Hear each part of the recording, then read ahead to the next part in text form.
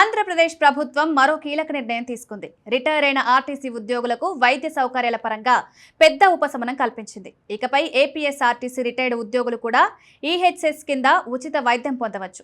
జనవరి 1, 2020 తర్వాత పదవీ విరమణ చేసిన వారితో పాటు రిటైర్ అయ్యే ఉద్యోగులందరికీ ఈ నిర్ణయం వర్తిస్తుంది. ఒక్కసారి ప్రీమియం చెల్లిస్తే జీవితాంతం ఈహెచ్ఎస్ కింద ఉచిత వైద్య సదుపాయాలు అందిస్తారు. రిటైర్ అయిన ఉద్యోగులతో పాటు వారి జీవిత భాగస్వాములు కూడా ఈ ప్రయోజనాన్ని పొందగలరు. ఈహెచ్ఎస్ కింద ఆర్టీసీ ఆసుపత్రుల్లో ఉచిత వైద్యం, మందులు అందించబడతాయి.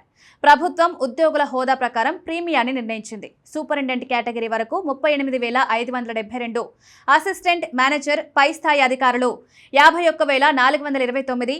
ఆర్టీసీ ఆసుపత్రుల సిఫార్సు ఆధారంగా ఈహెచ్ఎస్ గుర్తింపు పొందిన ఆసుపత్రుల్లో చికిత్స లభిస్తుంది. రిటైర్ ఉద్యోగులకు కూడా రీఎంబర్స్మెంట్ సౌకర్యం ఇవ్వాలని ప్రభుత్వం నిర్ణయించింది. ఈ నిర్ణయాన్ని ఆర్టీసీ సంఘాలు, కార్మిక సంఘాల నాయకులు హర్షం వ్యక్తం చేస్తూ ముఖ్యమంత్రి నారా చంద్రబాబు నాయుడు, ఆర్టీసీ చైర్మన్, ఎండీకి కృతజ్ఞతలు తెలిపారు.